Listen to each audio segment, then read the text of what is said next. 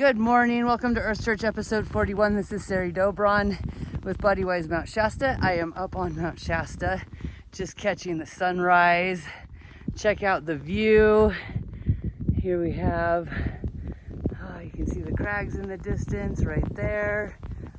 A little farther over here, where I was last week, is Mount Eddy.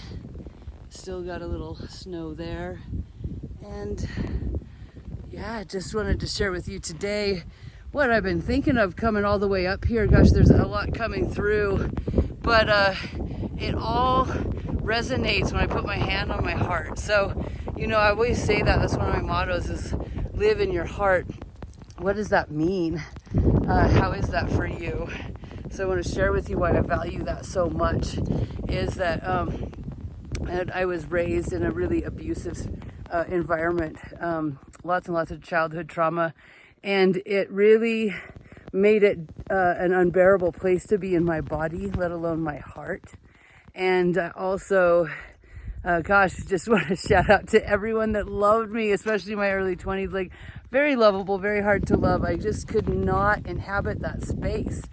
And the more that I have done somatic work, studying it for my own journey, and then to be a practitioner of the somatic coaching and body work, just always deepening every single day with my heart, hand on heart practice, with living in my heart, being in my heart. And it can be a really painful place to go if it's never been safe, or you've been taught to abandon yourself when you go to that. And that's what's been coming up this week. The more I'm really spending time deepening in my heart practice, and finding that it's very much tied to that.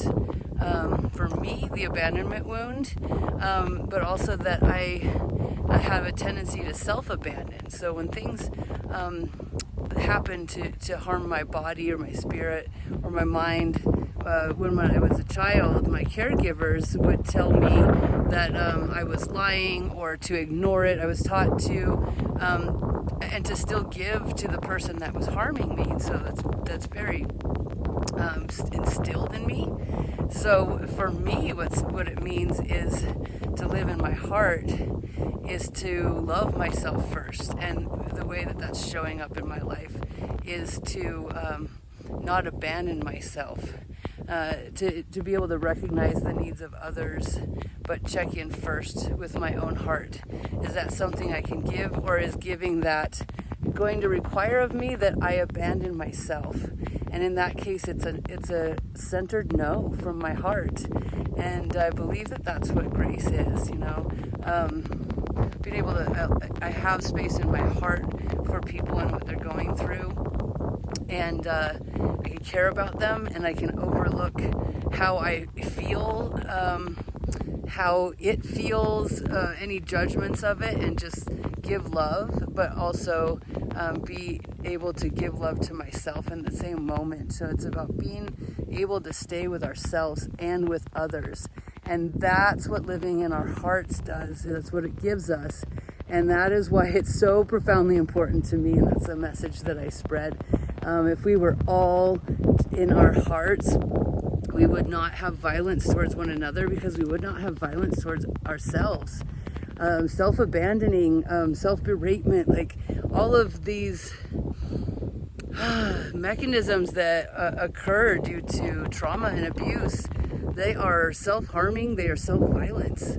And so let's end that violence towards ourselves so we can end the violence between one another, live in our hearts, live with grace, and really get at what we came here to do. Because that's the main reason. I want to be available. I want to free up that energy for what makes me feel alive.